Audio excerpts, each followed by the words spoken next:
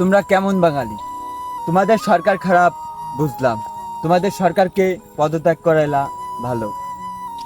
তবে তোমরা যে দেশের রাষ্ট্রীয় সম্পদগুলো আগুন দিয়ে পুড়াইলা, এটা কি ঠিক? তোমরা কেমন শিক্ষা নিচ্ছ সেটা আমার জানা নাই। তোমরা গণক ভবনে গিয়ে মাননীয় প্রধানমন্ত্রীর শখের কিছু জিনিস, তিনি শখ করে কিছু পশু পাখি পালতেন, তোমরা সেটাও লুটপাট করে নিয়ে আসছো।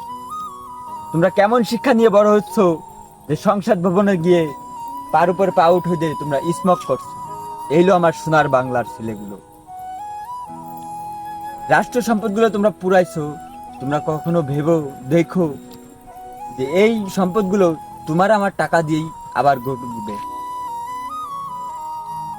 একটা কথা মাথায় রাখো, শেখ মুজিবের মেয়ে গেছে, আবার ঠিকই বীরের মতো এই বাংলার মাটিতে ছিল।